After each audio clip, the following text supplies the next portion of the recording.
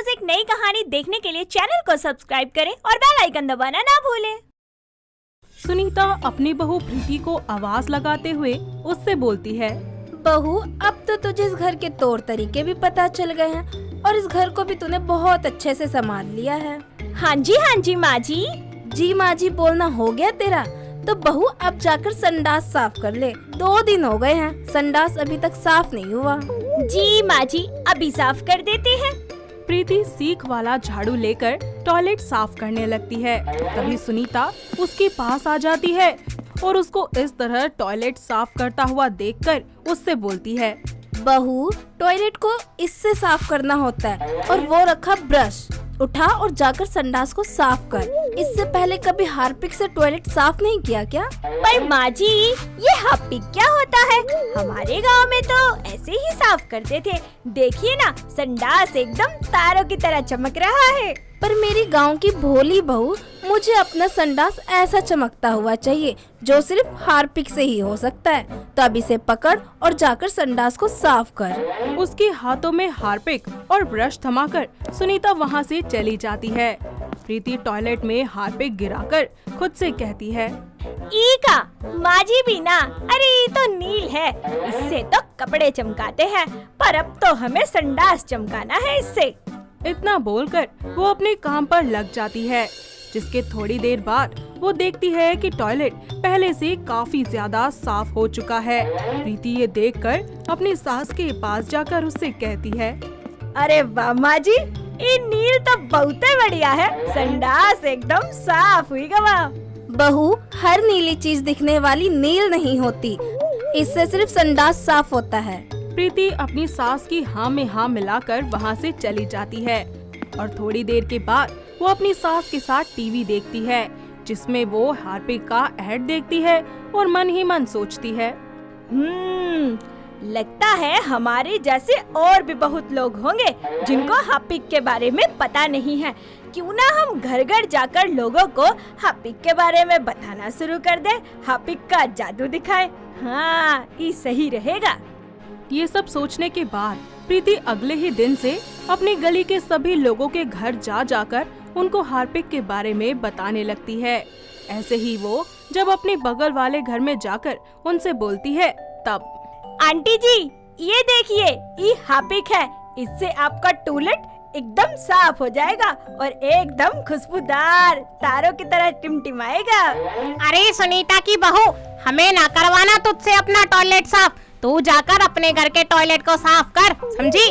आप हटिए, आपको हमारी बात पर यकीन नहीं हो रहा। हम आपको सबूत देंगे, आपका संडास साफ करेंगे आज हम। अच्छा, तो तुझे संडास साफ करना है? अभी रुक, तुझसे संडास साफ करवाती हूँ, चल मेरे साथ।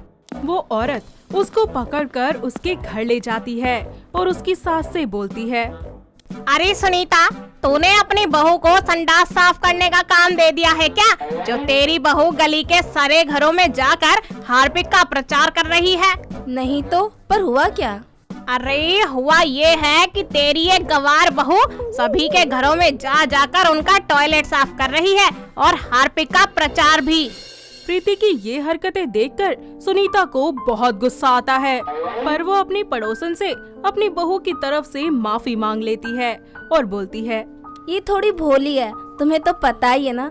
अब से वैसे ये कोई गलती नहीं करेगी, मैं इसको समझा दूंगी और इसकी तरफ से मैं माफी मांगती हूँ तुमसे। और उसके जाने के बाद सुनीता अपनी बहू की अच्छे से क्लास लेती है। अपनी सास की खरी खोटी सुनकर प्रीति उनसे कहती है, माँ जी, हमका लास्ट टाइम माफ कर दीजिए, गलती हो गई। इसे भोली नहीं, कम दिमाग कहते हैं। तेरी बहू है, तो खुद ही संभाल। इतना बोलकर उसकी पड़ोसन वहाँ से चली जाती है। ना ही हो तो अच्छा है, क्योंकि इस बार माफ नहीं करूंगी, सीधा घर से निकालूंगी। ये सब बोलकर सुनीता वहाँ से चली जाती है। ऐसे ही एक दिन प्रीति गहरी सोच में डूबी होती है। उसको ऐसे देखकर सुनीता बोलती है, बहू, तू जो सोच रही है, अगर वो सोच लिया हो तो जाकर अब बर्तन साफ कर दे, बाथरूम में रखे हुए हैं। वो क्या है ना, सिंक का पाइप टूट गया है, तो आज बर्तन बाथरूम में ही धो लेना। और हाँ, बर्तन धोने के बाद बाथरूम को भी अच्छे से साफ कर लियो। फिक्र नहीं करो सासू माँ, बर्तन एकदम चकाचक चमकाएंगे। हाँ, अगर बर्तन नहीं चमके ना तो आज तू चमक जाएगी। हमेशा कुछ ना कुछ बेवकूफी करती ही रहती है। आज कुछ किया ना तो सोच लेना। अरे माँ जी, पक्का नहीं करेंगे।